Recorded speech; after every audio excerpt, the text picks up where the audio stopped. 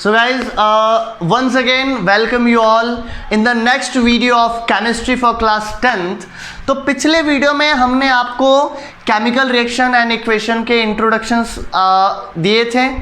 अब हमें बताया था हमने आपको कि केमिकल इक्वेशंस को हम लोग दो तरह से लिख सकते हैं, वर्ड इक्वेशन और सिंबल इक्वेशन। वर्ड इक्वेशन में जनरल क्या होता है, जो भी चीज़ें रिएक्ट करते हैं उनके जनरल से नेम को कंबाइन करके हम लोग जो प्रोडक्ट बनता है उसका नाम लिख देते हैं। जैसे मैग्नीशियम और ऑक्सीजन जब कंबाइन होते हैं तो क्या बनता है, हमारा मैग्नीशियम ऑक्साइड बनता है।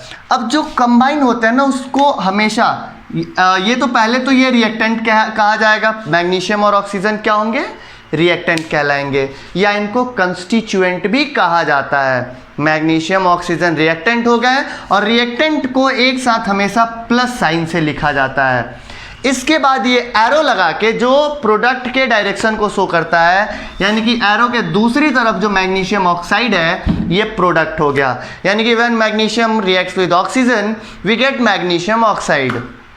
ठीक है, दूसरा एग्जांपल अगर आप लेना चाहते हो वर्ड इक्वेशन का, तो lead nitrate plus potassium iodide equals lead nitrate potassium lead iodide potassium nitrate का फॉर्मेशन हो जाता है। यानी कि lead nitrate when reacts with potassium iodide तो लेड आयोडाइड और पोटेशियम नाइट्रेट बनता है, जो कि हमने ये वाला पिछले वीडियो में बताया था कि इसमें अब लेड आयोडाइड जो होता है येलो प्रेसिपिटेट के फॉर्म में पोटेशियम नाइट्रेट से अलग हो जाता है। ठीक है, और आप ये भी देख सकते हो hydrogen plus oxygen forms water. तो ये तीनों जो हो गए आपके क्या हो गए, वर्ड इक्वेशन हो गए। सिंबल इक्वेशन क्या होता है, सिंबल इक्वेशन से हम लोग किसी भी केमिकल इक्वेशन को सिंबल्स के और फॉर्मूलाज के मदद से और भी ब्रीफ कर देते हैं, और that type of equation is known as symbol equation.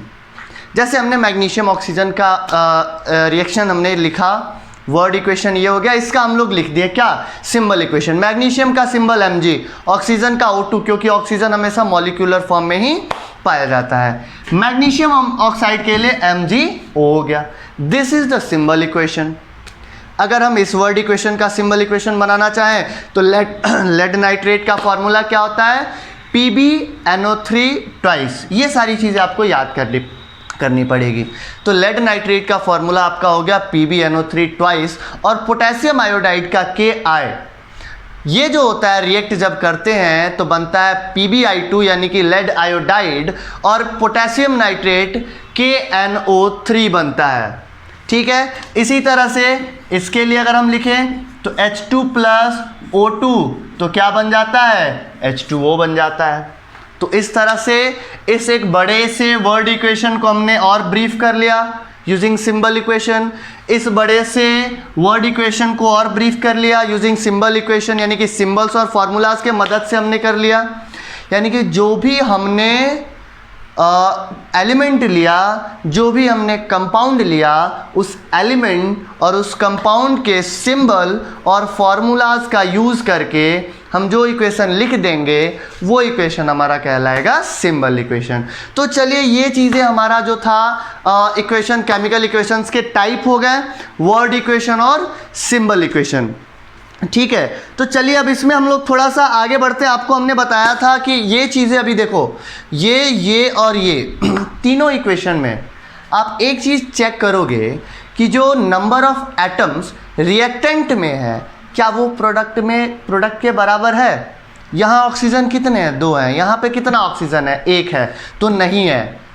But अगर हम पिछले क्लास में यानी कि 9th क्लास के लॉ ऑफ कंजर्वेशन ऑफ मास, एक ये था लॉ ऑफ केमिकल कॉम्बिनेशन था ना, एक topic law of chemical combination में एक लॉ था, लॉ ऑफ कंजर्वेशन ऑफ मास, कि अगर दो चीज़ें, दो या दो से ज़्यादा चीज़ें जब केमिकली कंबाइन होते हैं then the mass of reactant is equals to mass of product. Law of conservation of mass of reactant must be equals to mass of product. But यहाँ पे ऐसा नहीं हो रहा है। अगर नंबर ऑफ एटम्स दोनों तरफ बराबर हो गए तो वो बैलेंस्ड होगा, और बराबर नहीं है तो इस तरह का इक्वेशन कौन सा इक्वेशन होता है, अनबैलेंस्ड केमिकल इक्वेशन होता है। ठीक है, तो हमें इस अनबैलेंस्ड केमिकल इक्वेशन को बैलेंस करने की जरूरत क्यों पड़ती है? टू क्या कहते हैं उसको, verify the law of conservation of मास। हमें किसी भी अनबैलेंस्ड इक्वेशन को बैलेंस करने की जरूरत क्यों पड़ती है?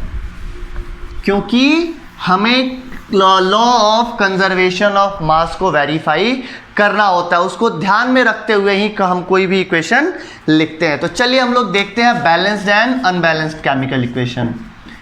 Balanced and unbalanced chemical equation.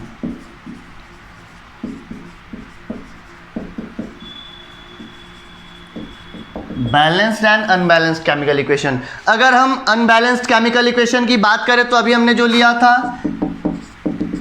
Unbalanced वाला है, देख लो। अनबैलेंस्ड में हमने ले लिया Mg plus O2 MgO। Magnesium reacts with oxygen to form magnesium oxide. But यहाँ पे दोनों पार्ट देखो, रिएक्टेंट और प्रोडक्ट के पार्ट, मैग्नीशियम एक है, यहाँ भी एक है, चलेगा। ऑक्सीजन 2 है, यहाँ पे एक ऑक्सीजन है, कभी नहीं चलेगा। क्यों नहीं चलेगा? According to law of conservation of mass, the number of atoms या the mass of atoms of reactants, total mass of reactant must be equals to the total mass of product। Reactant का total mass product के total mass के बराबर होना चाहिए। अब मास कैसे बराबर होगा? जब रिएक्टेंट में जितने एटम्स हैं, जिस एलिमेंट के जितने एटम्स हैं, बिल्कुल प्रोडक्ट में भी उस एटम के उतने ही उस एलिमेंट के उतने ही एटम्स होने चाहिए। यहाँ पे मैग्नीशियम एक है, मैग्नीशियम यहाँ भी एक है, यहाँ पे 2 ऑक्सीजन है, यहाँ पे 1 ऑक्सीजन है, इक्वल नहीं है, यानी कि ये लॉ ऑफ कंजर्वेशन ऑफ मास को फॉलो नहीं कर रहा है। लेकिन इसको हमें फॉलो कराना है, इसलिए हम लोग इसका बैलेंस्ड केमिकल इक्वेशन लिखते हैं। और बैलेंस्ड केमिकल इक्वेशन लिखने का सिंपल सा टेक्निक क्या है आपको बता दे रहे हैं। Mg प्लस O2 MgO, हमने ये लिख दिया। अब देखिए मैग्नीशियम 1 है तो यहाँ कोई दिक्कत नहीं है। ऑक्सीजन यहाँ पे कितना है? 2 है, यहाँ पे 1 ऑक्सीजन। हम यहाँ सब्स्टिट्यूट के रूप में यहाँ पे मतलब हम 2 नहीं लिख सकते हैं, तो 2 क्या किया जाता है, इस पूरे MgO में 2 से मल्टीप्लाई कर देते हैं। जैसे ही हमने MgO में 2 से मल्टीप्लाई किया, ऑक्सीजन का तो काम हो गया, लेकिन मैग्नीशियम भी कितना हो गया, यहाँ पे 2 हो गया। तो मैग्नीशियम को भी 2 करना होगा, तो यहाँ भी 2 से मल्टीप्लाई करेंगे। This is the balanced equation of this. ये जो होगा इसका बैलेंस्ड इक्वेशन हो गया। यानी कि मैग्नीशियम यहाँ पे 1 था, यहाँ भी 1, ऑक्सीजन यहाँ पे 2 था, यहाँ 1 था, हमने 2 से मल्टीप्लाई कर दिया प्रोडक्ट में, तो मैग्नीशियम 2 हो गया, ऑक्सीजन 2 हो गया। ऑक्सीजन का 2 का काम चल गया, लेकिन मैग्नीशियम 2 करने के लिए यहाँ भी 2 से मल्टीप्लाई करना पड़ेगा। इसी तरह से और भी बहुत सारे इक्वेशंस आपको हम बता देते हैं, दिखा देते हैं सारे इक्वेशंस आपको। जैसे कुछ इक्वेशंस आपको दे देते हैं जिसे आपको बैलेंस्ड करना होगा। कुछ इक्वेशन समझा देते हैं आपको। जब आयरन वाटर के साथ रिएक्ट करता है, iron reacts with water, iron जब वाटर के साथ रिएक्ट करता है तो क्या बनाता है? फेरिक ऑक्साइड बनाता है, फेरिक ऑक्साइड बनाता है। और वाटर भी फेरिक ऑक्साइड और हाइड्रोजन गैस रिलीज होता है। ठीक है, यानी कि आयरन जब वाटर के साथ रिएक्ट करता है तो फेरिक ऑक्साइड और हाइड्रोजन गैस क्या हो जाता है, वो रिलीज होता है। तो फेरिक ऑक्साइड के लिए आपका फॉर्मूला क्या हो जाएगा? जो फॉर्मूला है, पहले तो फॉर्मूला आपका लिखना होगा, Fe और H2O। आयरन के लिए क्या हो गया? Fe plus H2O। और फेरिक ऑक्साइड का क्या होता है? Fe2O3 और प्लस हाइड्रोजन H2। यानी कि ये इक्वेशन हमारा अनबैलेंस्ड इक्वेशन है। Iron reacts with water to form ferric oxide plus hydrogen gas release होता है, इवॉल्व होता है। आयरन का फॉर्मूला आपका Fe हो गया, वाटर का H2O हो गया। When Fe reacts with H2O, Fe2O3 का फॉर्मेशन होता है, हाइड्रोजन गैस क्या हो जाता है, वो रिलीज हो जाता है, हाइड्रोजन गैस रिलीज हो जाता है। तो इस तरह से हमारा ये इक्वेशन है। अब इस इक्वेशन को देखते हैं, ये बैलेंस्ड है या अनबैलेंस्ड है। चेक करते हैं। नंबर ऑफ आयरन एटम्स 1, यहाँ पे नंबर ऑफ आयरन एटम्स 2 हो गए। तो इसी के अकॉर्डिंग हम लोगों को देखना होगा। आयरन एटम्स का नंबर जो है 1 है, यहाँ 2 हो गया। हाइड्रोजन देख लो 2 है, यहाँ भी हाइड्रोजन 2 है, चलेगा। ऑक्सीजन यहाँ पे 3 है, यहाँ पे ऑक्सीजन कितना है? 1 है, यहाँ पे ऑक्सीजन 1 है। तो इसके लिए हम लोग क्या कर देंगे, यहाँ पे 3 से जैसे ही मल्टीप्लाई करेंगे ना, ऑक्सीजन 3 हो गया और हाइड्रोजन 3 2 6 हो गया, तो यहाँ पे भी 3 से मल्टीप्लाई करेंगे तो हाइड्रोजन ऑक्सीजन का काम बन गया। आयरन 2 है यहाँ पे, यहाँ 2 से मल्टीप्लाई कर देंगे। क्या करना है फिर से देखिए, आयरन यहाँ पे 1 था, यहाँ पे 2 था, हमने 2 से मल्टीप्लाई कर दिया, फिर 2 2 हो गया। अब यहाँ पे H2O में इधर देखते हैं, हाइड्रोजन यहाँ पे 2 था, वहाँ पे भी 2 था, कोई दिक्कत नहीं था, लेकिन ऑक्सीजन यहाँ पे 3 था, तो यहाँ 3 करने के लिए यहाँ 3 से हमें मल्टीप्लाई करना होगा। जैसे ही हमने 3 से मल्टीप्लाई किया, 3 2 6 हाइड्रोजन, तो यहाँ पे भी 3 से मल्टीप्लाई करना होगा कि हाइड्रोजन यहाँ पे भी 6 हो जाए। तो ये जो हो गया, ये बैलेंस्ड हो गया, ये बैलेंस्ड हो गया, समझ गए?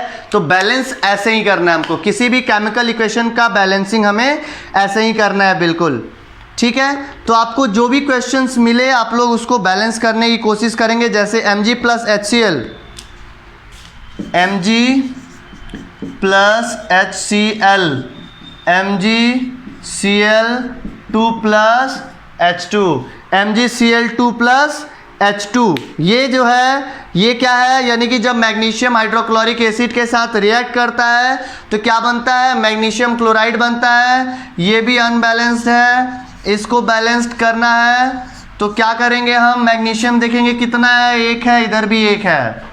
हाइड्रोजन कितना है, 2 है यहाँ पे, यहाँ हमें भी हाइड्रोजन को 2 करना होगा। मैग्नीशियम का काम बन गया, हाइड्रोजन का काम बन गया। क्लोरीन 2 है, यहाँ भी क्लोरीन 2 हो गया, पूरा हो गया हमारा, ये भी बैलेंस्ड हो गया।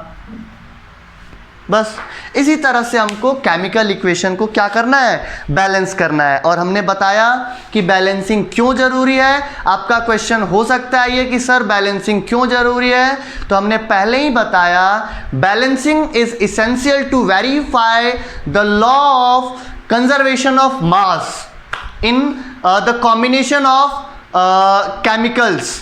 केमिकल्स का जब कॉम्बिनेशन होता है, यानी कि केमिकल रिएक्शन होता है, तो the mass of reactant must be equals to the mass of product according to law of conservation of mass. यानी कि mass is neither be created nor be destroyed. Mass ये नहीं तो बनता है और ना ही बर्बाद होता है, ठीक है।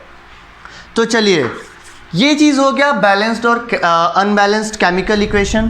पहले हमने केमिकल इक्वेशंस लिखना सीखा, जिसमें हमने केमिकल इक्वेशंस के टाइप बताए, ठीक है। वर्ड इक्वेशन लिखना, फिर उसको सिंबल इक्वेशन में लिख सकते हैं उसको। फिर से जो इक्वेशन आप लिखें अनबैलेंस्ड है तो उसे बैलेंस करना भी हमने बता दिया। अब क्या होता है कि केमिकल इक्वेशन को और भी ज़्यादा इंफॉर्मेटिव बनाया जा सकता है, और भी ज़्यादा इंफॉर्मेटिव बनाया जा सकता है। इसका मतलब क्या हुआ, ठीक है, ये मोर informative chemical equation. Chemical equation को और ज़्यादा इंफॉर्मेटिव बनाने के लिए क्या क्या किया जाता है, सबसे पहले जो चीज़ होता है, देख लो, जो भी चीज़ें हमने यूज़ किया, जैसे हाइड्रोजन, ऑक्सीजन, वाटर बन गया। हाइड्रोजन का फॉर्म हम लिख सकते हैं, किस फॉर्म में होगा, तो गैसियस फॉर्म में होगा। ऑक्सीजन गैसियस फॉर्म में होगा, वाटर लिक्विड फॉर्म में हो जाएगा, ठीक है। तो वही चीज़ जो होगा उसमें, यानी कि जो सब्सटेंस है उसके फिजिकल स्टेट को शो करके, यानी कि writing symbol of physical state, writing symbol of physical state, physical state का सिंबल लिख के हम उसे क्या कर सकते हैं, और ज़्यादा इंफॉर्मेटिव बना सकते हैं। जैसे हमने हाइड्रोजन के लिए, गैस के लिए सिंबल G ले लेते हैं, ऑक्सीजन को लिया G ले लिया, ठीक है, क्या बना, H2O बना, तो क्या बन जाएगा, एक्वस सॉल्यूशन होगा। AQ ले लेते हैं, एक्वस सॉल्यूशन होगा तो उसके लिए क्या लिया जाता है, AQ ले लिया जाता है, समझ गए ना। तो सॉलिड के लिए S, लिक्विड के लिए L, गैसियस के लिए G, और aqueous for aqueous solution prepared in water, जो भी सॉल्यूशन वाटर में बनेगा वो एक्वस सॉल्यूशन कहलाएगा। जैसे कि अगर केमिकल इक्वेशन जैसे दिखा देते हैं NaOH और HCl जब करेंगे, NaOH और HCl जब रिएक्ट करता है तो NaCl और क्या बन जाता है इसके साथ, NaCl के साथ क्या बनता है, H2O बन जाता है। अब यहाँ पे क्वेश्चन अराइज होता है कि इसको और ज़्यादा इंफॉर्मेटिव बनाने के लिए हम क्या करें। तो NaOH क्या है, NaOH जो है ये एक बेस है, इसका एक्वस सॉल्यूशन, हाइड्रोक्लोरिक एसिड का एक्वस सॉल्यूशन जब हम मिलाते हैं तो क्या बन जाता है, NaCl, ये भी एक्वस सॉल्यूशन मिलता है, और H2O का भी एक्वस सॉल्यूशन। तो इसको और ज़्यादा इंफॉर्मेटिव बनाने के लिए हमने एक्वस सॉल्यूशन के लिए AQ वो सारा सॉल्यूशन जो वाटर से मिक्स होके बना है वो क्या कहलाता है, एक्वस सॉल्यूशन। यानी कि अगर हमें किसी भी केमिकल इक्वेशन को और ज़्यादा इंफॉर्मेटिव बनाना है तो हम हो सकता है कि उसके जो कंस्टिट्यूएंट हुए, उसका जो रिएक्टेंट हुआ और उसका जो प्रोडक्ट हुआ, उसके फिजिकल स्टेट को सिंबलाइज करके भी और ज़्यादा इंफॉर्मेटिव बना सकते हैं। यानी कि इससे और हमें इंफॉर्मेशन क्या मिला कि हाइड्रोजन जो है गैसियस फॉर्म में है, ऑक्सीजन जो है गैसियस फॉर्म में है, वाटर जो है वो लिक्विड फॉर्म में यानी कि एक्वस फॉर्म में है, NaOH एक्वस फॉर्म में है यानी कि वाटर के साथ मिला हुआ है, HCl जो है एक्वस फॉर्म में है, NaCl जो बना है एक्वस फॉर्म में, और H2O भी एक्वस है। एक्वा जहाँ पे भी आया, AQUA, एक्वा टर्म आया, आप समझ लो कि वो किससे रिलेटेड है, वाटर से रिलेटेड है। ठीक है, तो स्टेट सिंबल हमारे लिए बहुत ही ज़्यादा इंपॉर्टेंट होता है, ये चीज़ आपको ध्यान रखना है। और इसके बाद आपको क्या होता है कि यहाँ पे आपको कुछ चीज़ें और ध्यान रखनी होती है। यानी कि कभी कभी क्या होता है कि कुछ ऐसे रिएक्शंस होते हैं ना जिसमें हीट इवॉल्व होता है, और कुछ ऐसे रिएक्शंस होते हैं जिसमें हीट एब्जॉर्ब होता है। हीट इवॉल्व होता है और हीट एब्जॉर्ब होता है। तो ये समझ में अगर आ गया तो थोड़ा सा हम इसको हटा के आगे बढ़ते हैं। कुछ और चीज़ हमको एक क्वेश्चन था एक बच्चे का, मतलब कमेंट में एक क्वेश्चन मेरे को मिला था कि अगर हाइड्रोजन और ऑक्सीजन के कॉम्बिनेशन से वाटर बनता है तो जो हमारे नेचर में हाइड्रोजन और ऑक्सीजन पाया जाता है उससे वाटर भी बन जाता होगा। क्वेश्चन बहुत अच्छा था, बहुत अच्छा क्वेश्चन आपका था। हमने इस क्वेश्चन को देखा, बहुत अच्छा लगा कि आपने वीडियो ध्यान से देखा है। तो H2 और O2 जब भी कंबाइन करते हैं ना वाटर बनता है, लेकिन होता क्या है, ये जो बॉन्ड ब्रेकिंग होता है ना इनका, आपको पता होगा बॉन्ड दो तरह के होते हैं, कोवैलेंट बॉन्ड और आयोनिक बॉन्ड। तो इनके जो है हाइड्रोजन के एटम्स जो होंगे उनका बॉन्ड ब्रेक होगा, इसका भी कोवैलेंट बॉन्ड का ब्रेक हो जाना और फिर से नया बॉन्ड बनना। बॉन्ड जब भी केमिकल रिएक्शन होता है तो एक बॉन्ड टूटता है और दूसरा बॉन्ड बनता है। ठीक है, एक बॉन्ड टूटता है और दूसरा बॉन्ड बनता है। बॉन्ड मतलब बंधन, जकड़, यानी कि एटम्स एक बार टूटते हैं और दूसरे के साथ मिलके और दूसरा बॉन्ड बना लेते हैं। बिल्कुल इसमें भी वही चीज़ होता है, लेकिन यहाँ बॉन्ड ब्रेकिंग में जो रूम टेम्परेचर जो होता है हमारा, room temperature approx 30 degree Celsius, ये एफिशिएंट नहीं होता है इसके बॉन्ड ब्रेकिंग के लिए। बॉन्ड ब्रेकिंग के लिए कुछ एनर्जी चाहिए होता है। ठीक है, बॉन्ड ब्रेकिंग के लिए कुछ एनर्जी चाहिए होता है, और जो हमारा नॉर्मल टेम्परेचर जो होता है, जो नॉर्मल टेम्परेचर हमारा 30 डिग्री सेल्सियस के अप्रॉक्स होता है, दैट इज़ नॉट पॉसिबल कि वो इसको ब्रेक कर पाए। इतनी एनर्जी से ये ब्रेक नहीं हो पाता है, इसलिए जो नॉर्मल हाइड्रोजन और ऑक्सीजन होता है एक साथ कंबाइन होके वाटर नहीं बना देता है, उसके लिए उसे ज़्यादा एनर्जी चाहिए होता है, उससे ज़्यादा हीट चाहिए होता है। तो बॉन्ड ब्रेकिंग में भी हीट चाहिए, और बॉन्ड जब बन जाता है तो हीट इवॉल्व भी होता है। बॉन्ड ब्रेक होता है तो उसे एनर्जी चाहिए, और बॉन्ड फिर से नया बॉन्ड बनता है तो वहाँ पे एनर्जी इवॉल्व होता है। अब आइए एक चीज़ आपको, हमने अभी अभी कुछ देर पहले नाम लिया था एंडोथर्मिक और एक्सोथर्मिक। रिएक्शन के टाइप हैं, ठीक है, वैसा रिएक्शन एंडोथर्मिक हो एक्सोथर्मिक होगा जिसमें हीट इवॉल्व होता है, हीट निकलता है, और जिसमें हीट एब्जॉर्ब हो जाता है वो एंडोथर्मिक रिएक्शन कहलाता है। एंडोथर्मिक केमिकल रिएक्शन जिसमें हीट क्या हो जाता है, एब्जॉर्ब हो जाता है। हीट एब्जॉर्ब हो जाना क्या होता है, चलिए समझते हैं एक बार और।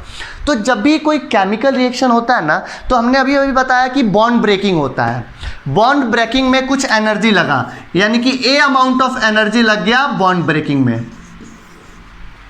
किस चीज में लगा, ये बॉन्ड ब्रेकिंग में लगा, बॉन्ड टूटने में, कोवैलेंट बॉन्ड को टूटने में ए एनर्जी लगा, ए जूल, ठीक है। और बॉन्ड के बनने में मान लो बी जूल लगा एनर्जी। अब अगर ये एनर्जी इस एनर्जी मतलब सॉरी लगा नहीं, ये इवॉल्व हो जाता है, इवॉल्व होता है ये, यानी कि जो एनर्जी मतलब अगर एनर्जी यहाँ पे ज़्यादा लगा और बहुत कम एनर्जी इवॉल्व हुआ, तो that type of reaction is known as endothermic reaction. Energy बहुत ज़्यादा इवॉल्व नहीं होता है, हीट बहुत ज़्यादा इवॉल्व उस टाइम में नहीं होता है, वो ज़्यादा से ज़्यादा एनर्जी जो होता है वो किस में लग जाता है, वो बॉन्ड ब्रेकिंग में लगता है, ठीक है। तो एनर्जी अगर इवॉल्व हुआ तो एक्सोथर्मिक कहलाएगा, और एंडोथर्मिक अगर एनर्जी क्या हो जाता है, एनर्जी अगर एब्जॉर्ब हो जाता है तो बॉन्ड ब्रेकिंग में अगर जो एनर्जी लगा वो नया बॉन्ड बनने से अगर ज़्यादा है तो वो जो रिएक्शन कहलाएगा एंडोथर्मिक कहलाएगा। और बॉन्ड ब्रेकिंग में कम एनर्जी लगा और नया बॉन्ड बनने में ज़्यादा एनर्जी इवॉल्व हुआ तो वो जो होता है एक्सोथर्मिक रिएक्शन कहलाता है। एक्सोथर्मिक रिएक्शन का पता और भी तरीके से चल सकता है। आप जिस कंटेनर में वो रिएक्शन करा रहे हो, अगर वो कंटेनर हीट हो जाता है तो एक्सोथर्मिक रिएक्शन होगा, अगर कंटेनर हीट नहीं होता है तो एंडोथर्मिक रिएक्शन होता है, ठीक है। तो आज के वीडियो में बस हम इतना ही बता पाएंगे। हमारा नेक्स्ट वीडियो जो होगा वो हमारा होगा टाइप्स ऑफ केमिकल रिएक्शन पे होगा, टाइप्स ऑफ केमिकल रिएक्शन पे होगा। तो ऐसे ही आप हमारे साथ जुड़े रहिए, जो भी क्वेश्चन है वो आप कमेंट बॉक्स में क्वेश्चन करोगे। जैसे हमने एक क्वेश्चन जो कल का था कमेंट में मेरे आया था कि जनरल हाइड्रोजन और ऑक्सीजन जो हमारे एटमॉस्फेयर में पाए जाते हैं वो भी वाटर बना सकते हैं, लेकिन मतलब पूछा गया था क्वेश्चन कि बना सकते हैं, ऐसा है, हो सकता है।